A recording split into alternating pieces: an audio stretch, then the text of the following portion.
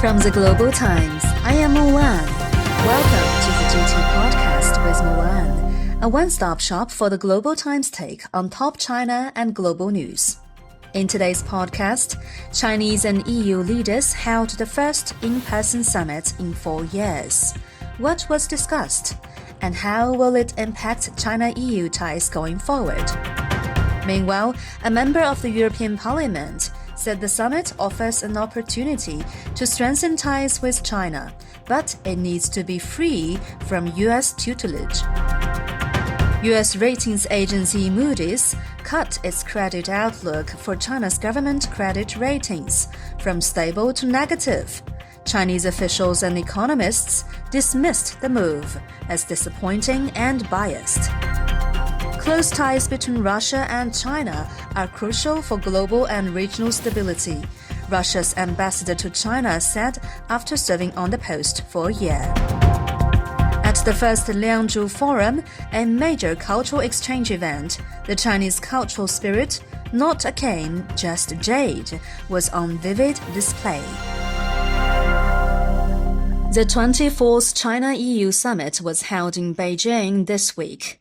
Chinese President Xi Jinping met with President of European Council Charles Michel and President of the European Commission Ursula von der Leyen.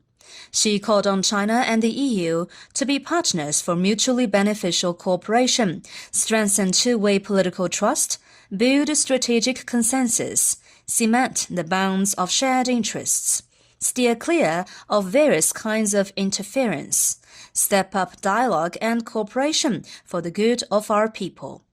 Xi said the relationship between China and Europe is essential to global peace, stability, and prosperity.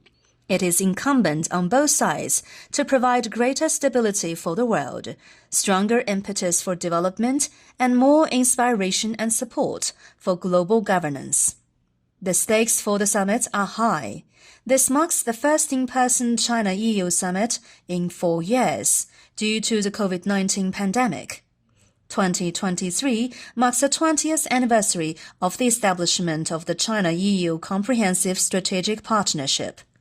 Analysts said that the summit offered a crucial platform for both sides to exchange views and find ways to manage differences and promote sound and stable China-EU ties that benefit not only the two sides, but the world at large.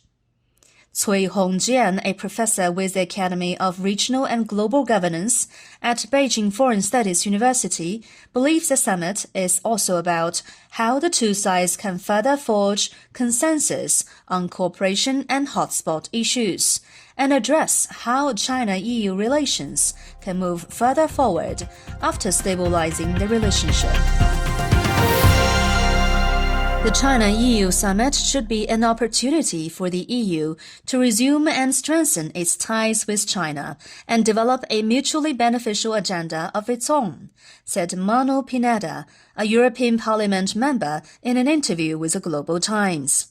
Unfortunately, in recent years, we have seen how the EU's approach to China has been influenced more by US pressure than by our own interests, Pineda said. Washington is dragging the EU into its imperialist agenda of confrontation with China. But the truth is that the peoples of Europe have much to gain from cooperation and trade with China. Pineda further noted that so-called de-risking measures adopted by the EU, such as launching anti-subsidy investigations into Chinese electric cars, are the best example of submission to the US.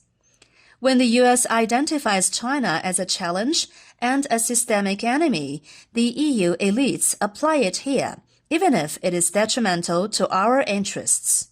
So these measures should be the first to be reversed, he said. He hopes that the summit can serve to bring positions closer together and that the EU reverses some of its policies. And for this reason, we on the European left will work to show how much the peoples of Europe stand to gain from good economic, trade, and other relations between the EU and China.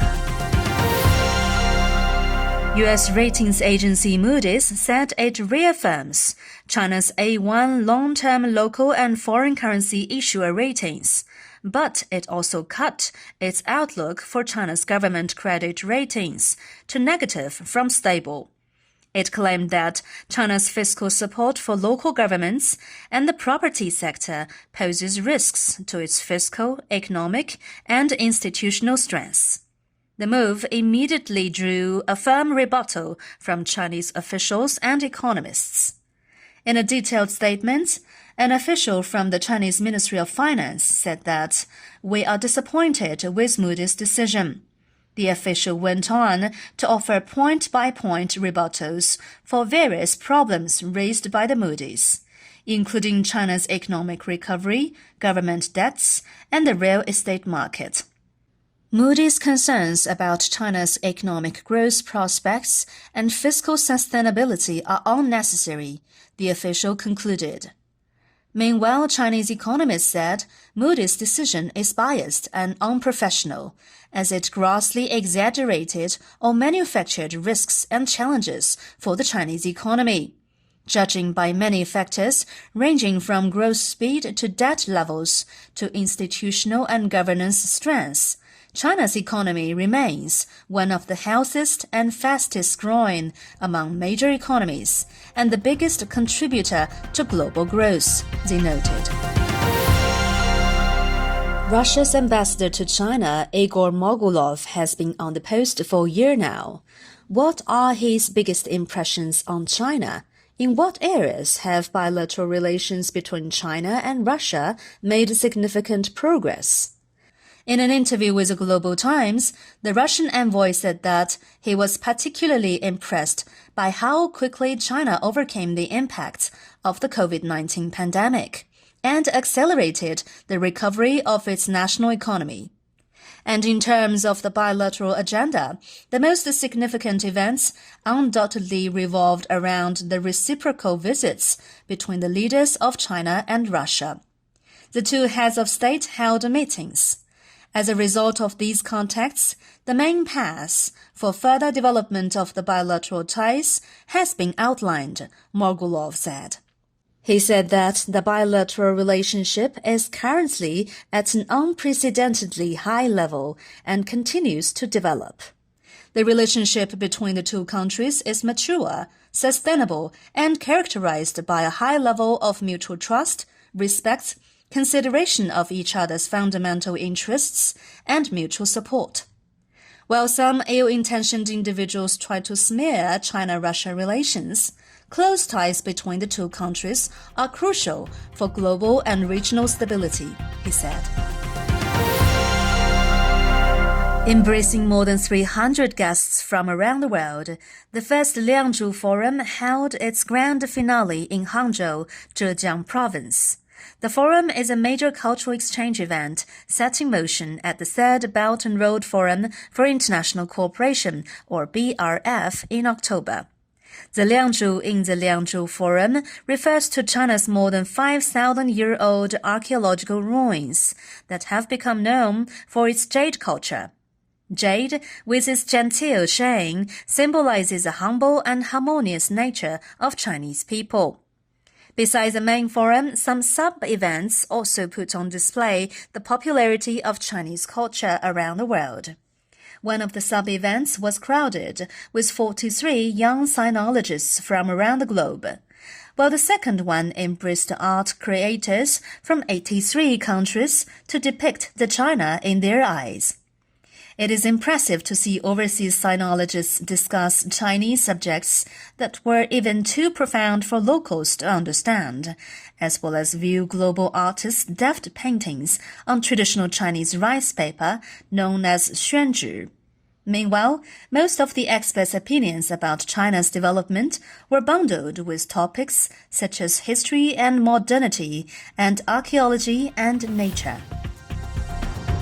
That's all for this edition of the GT Podcast with Mulan. Make sure to follow the Global Times on Twitter and Facebook to stay tuned. You can also check out our podcast, articles, and much more on our website at globaltimes.cn.